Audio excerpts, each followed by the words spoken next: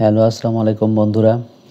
আমি এখন যে বিষয়টি নিয়ে আপনাদের সামনে আলোচনা করছি সেটি হলো স্বাধীন রাষ্ট্র হিসেবে বাংলাদেশের অভ্যুদয়ের কারণসমূহ। পৃথিবীতে কোনো ব্যক্তি বা জাতি পরাধীনতার শৃঙ্খলে আবদ্ধ হয়ে থাকতে চায় না। প্রত্যেক জাতির মতোই বাঙালি জাতিও পশ্চিম পাকিস্তানিদের স্বৈরাচারী নীতি, অদূরদর্শিতা, স্বার্থপরতার শৃঙ্খলায় আবদ্ধ হয়ে থাকতে চায়নি।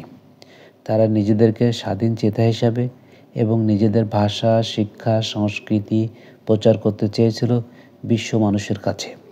ফলে উদ্ভব ঘটে একটি স্বাধীন দেশ হিসেবে বাংলাদেশের।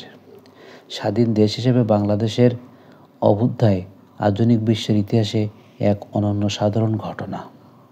বাংলাদেশের অভ্যুদয় 23 বছরের ইতিহাস, বাঙালির বঞ্চনার ইতিহাস। বঙ্গবন্ধুর 7ই মার্চের বক্তৃতায় একথা হঠাৎ করে বলেননি।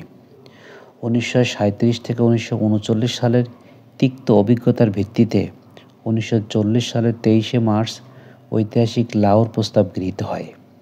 ঐতিহাসিক লাহোর প্রস্তাবের ভিত্তিতে 1947 সালের 14ই আগস্ট ধর্মভিত্তিক জাতীয়তাবাদের ভিত্তিতে পরস্পর বিচ্ছিন্ন দুটি ভূখণ্ডের সমন্বয়ে স্বাধীন পাকিস্তান রাষ্ট্র গঠিত হয়।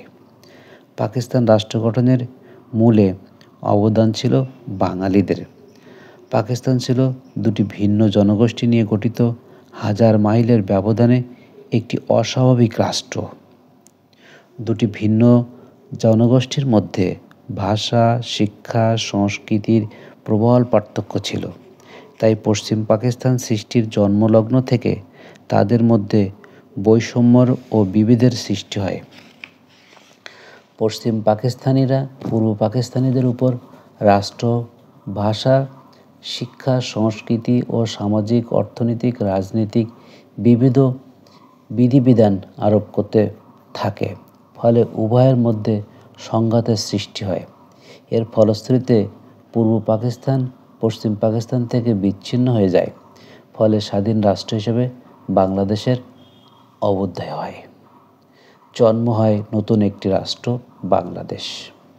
পূর্ব পাকিস্তানিদের প্রতি পশ্চিম পাকিস্তানিদের সীমাহীন বৈষম্যর ফলে পূর্ব পাকিস্তানের জনগণ প্রথমে স্বাধীনতা এবং পরবর্তীতে বাংলাদেশের অভ্যুদয়ের প্রয়োজনীয়তা অনুভব করে স্বাধীনতা সংগ্রামে ঝাঁপিয়ে পড়ে। ফলশ্রুতিতে স্বাধীন বাংলাদেশের অভ্যুদয়ের ইতিহাস সৃষ্টি হয়। নিম্নে বাংলাদেশের অভ্যুদয়ের কারণসমূহ আমরা একে একে আলোচনা করব। প্রথমত যে কারণটি আমাদের সামনে আসে সেটি হলো স্বাধীন চেতা বাঙালি জাতি। বাঙালিরা সাধারণত স্বাধীনতা প্রিয় জাতি।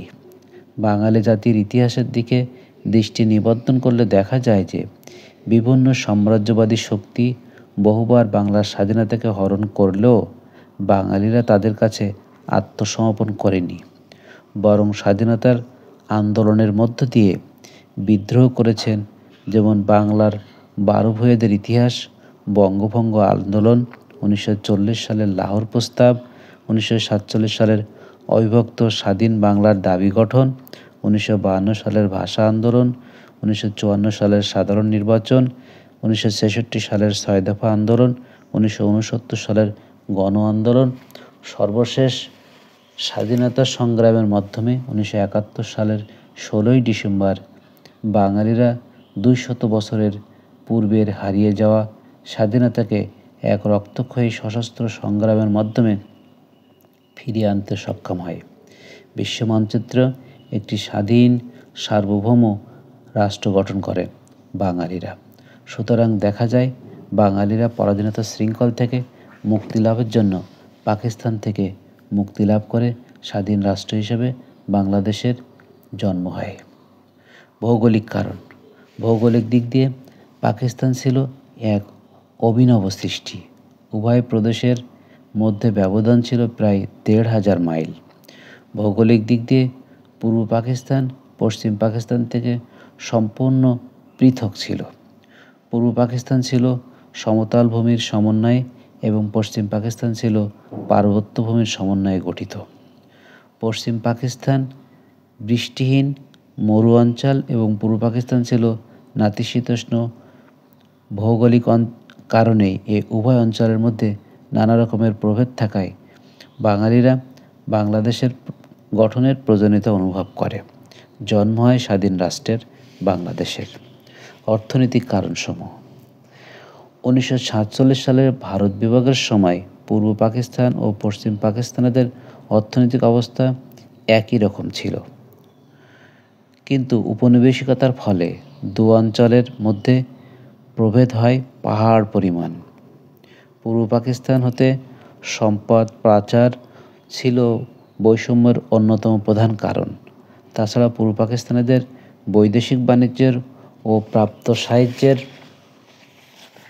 ব্যাখ্যার হিসাব দিত না পশ্চিম পাকিস্তানিরা। এক হিসাবে পূর্ব পাকিস্তানিদের বৈদেশিক বাণিজ্য এর সাহায্য ছিল মাত্র 34%, বাকি 66% ছিল পশ্চিম পাকিস্তানিদের। আইয়ুব সরকারের এই বৈষম্যর কথা স্বীকার করলেও পরবর্তীতে এই বৈষম্য আরও ব্যাপক আকার ধারণ করে।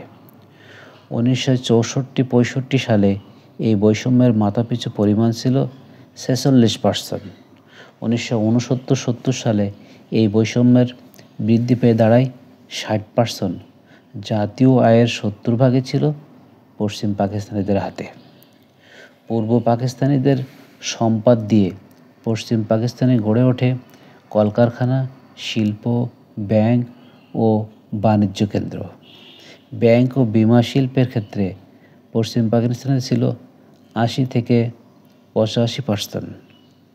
বৈদেশিক বাণিজ্য, আমদানি রপ্তানি, সকল সুযোগ সুবিধা ব্যবসা বাণিজ্যর লাইসেন্স ছিল পশ্চিম পাকিস্তানিদের হাতে। ফলে পূর্ব পাকিস্তান পরিণত হয় পশ্চিম পাকিস্তানিদের রক্ষিত বাজারে। এমনকি পূর্ব পাকিস্তানিদের যে শিল্প কারখানা ছিল তার অধিকাংশ মালিকানা ছিল পশ্চিম পাকিস্তানিরা। বাণিজ্যের ক্ষেত্রে বাঙালিরা তাদের অধিকার থেকে বঞ্চিত হয়।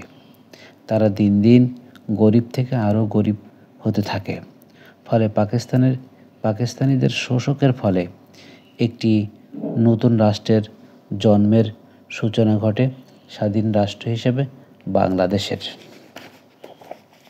সামাজিক কারণ: পাকিস্তান সৃষ্টির পর থেকে পশ্চিম পাকিস্তানি শাসক গোষ্ঠী পূর্ব পাকিস্তানিদের ভাষা, সাহিত্য, শিল্প ও শিক্ষার প্রতি চরম উদাসীনতা প্রদর্শন করে। রাষ্ট্রভাষা নিয়ে তাদের মধ্যে কলহের সূত্রপাত ঘটে। উর্দু না বাংলা হবে তা নিয়ে বিভেদের সৃষ্টি হয়।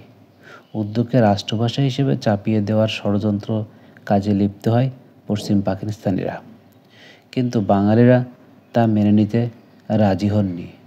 পরিশেষে 1952 সালে ভাষা আন্দোলন শুরু হয়। শিক্ষার ক্ষেত্রে বৈষম্য ছিল প্রবল। পশ্চিম পাকিস্তানিদের শিক্ষকের সংখ্যা ছিল 72,000। পূর্ব পাকিস্তানিদের সেখানে ছিল মাত্র 2,937 জন। কেন্দ্রীয় আয়ের 70% পশ্চিম পাকিস্তানিরা শিক্ষার ক্ষেত্রে ব্যয় করত। মাথাপিছু শিক্ষার হার ছিল তাদের প্রায় 7 টাকা, আর পূর্ব পাকিস্তানিদের ছিল মাত্র 1 টাকা। পূর্ব পাকিস্তানিদের স্কুল, কলেজ ও বিশ্ববিদ্যালয়ের তুলনায় পূর্ব পাকিস্তান ছিল অতি সামান্য বা অতি নগণ্য।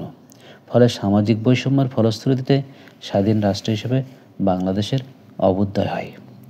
সামরিক কারণ: দু অঞ্চলের সামরিক কারণ ছিল পর্বত প্রমাণ। দেশরক্ষা বাহিনীর 3টি দপ্তর ছিল পশ্চিম পাকিস্তানিদের। অস্ত্র কারখানা ছিল তাদের বেশিরভাগ ক্ষেত্রে চাকরি ছিল পশ্চিম পাকিস্তানিদের হাতে। 23 বছরের বাঙালির ইতিহাস, সামরিক বাহিনীতে বাঙালিরা ছিল মাত্র 10 জন। বার্ষিক আয়ের 60% প্রতিরক্ষা খাতে ব্যয় করে থাকলেও বেশিরভাগ সুযোগ সুবিধা ভোগ করত পশ্চিম পাকিস্তানিরা। এই সমস্ত কারণেই স্বাধীন রাষ্ট্র হিসেবে বাংলাদেশের আবির্ভাব হয়। রাজনৈতিক কারণসমূহ: রাজনৈতিক এবং প্রশাসনিক ক্ষেত্রে পশ্চিম পাকিস্তানিরা তাদের আধিপত্য বিস্তারের ক্ষেত্রে করতে থাকে। 1947 থেকে 1958 সাল পর্যন্ত বাঙালিরা যেটুকু ক্ষমতা ভোগ করত, আইয়ুব খানের শাসন আমলে তারা সেটুকু থেকেও বঞ্চিত হয়। 1958 থেকে 1962 সাল পর্যন্ত পশ্চিম পাকিস্তানিরা সামরিক আইন জারি করে। 1964 থেকে 1965 সালে কেন্দ্রীয় সচিবালয়ে 17 জন সচিবের মধ্যে বাঙালিরা ছিল মাত্র 2 জন। সামরিক বাহিনীর 17 জনের মধ্যে বাঙালিরা ছিল মাত্র 1 জন। এভাবে বাঙালিরা রাজনৈতিক ক্ষমতা থেকে বঞ্চিত হয়। এমতো অবস্থায় 1966 সালে শেখ মুজিবুর রহমান 6 দফা দাবি উত্থাপন করেন। এর মূল লক্ষ্য ছিল পূর্ব পাকিস্তানিদের জন্য পূর্ব অঞ্চলের স্বায়ত্তশাসন আদায় করা এবং পূর্ব পাকিস্তানিদের রাজনৈতিক, প্রশাসনিক, অর্থনৈতিক এবং বাঙালির নিয়ন্ত্রণ প্রতিষ্ঠা করা। পাকিস্তানিদের এই সমস্ত কারণে বঙ্গবন্ধু শেখ মুজিবুর রহমান বাংলাদেশের স্বাধীনতা ঘোষণা করেন। নির্বাচিত আওয়ামী লীগের নেতৃবৃন্দ দেশ ত্যাগ করে আশ্রয় গ্রহণ করেন ভারতে। সেখান থেকে বিপ্লবী সরকার গঠন করেন। এই বিপ্লবী সরকারের নেতৃত্বে সর্বস্তরের জনগণ এতে অংশগ্রহণ করেন এবং মুক্তিবাহিনী গঠন করেন। পরিশেষে দীর্ঘ 9 মাস ব্যাপী সশস্ত্র সংগ্রামের মাধ্যমে পাকিস্তানি সেনাবাহিনীর পরাজয়ের মধ্য দিয়ে স্বাধীন বাংলাদেশের অভ্যুদয় ঘটে। উপরোক্ত আলোচনা শেষে বলা যায় যে পাকিস্তানের জন্মলগ্ন থেকে পশ্চিম পাকিস্তানের শাসক গোষ্ঠী সাবেক পূর্ব পাকিস্তানিদেরকে সুনজরে দেখতে পারেনি। ফলে তাদের মধ্যে বৈষম্য নীতির ও আচরণ চরমভাবে বিরাজ করতে থাকে। তারা বিভিন্নভাবে বাঙালিদের দমন রাখতে চেয়েছিল। পশ্চিম পাকিস্তানিরা বহু ত্যাগ ও তিতিক্ষার ফলে 30 লক্ষ বাঙালির আত্মত্যাগের বিনিময়ে 1971 সালের 16 ডিসেম্বর বাংলাদেশ বিশ্বের মানচিত্রে একটি স্বাধীন সার্বভৌম রাষ্ট্র হিসাবে আত্মপ্রকাশ করে। এটি ছিল বাঙালির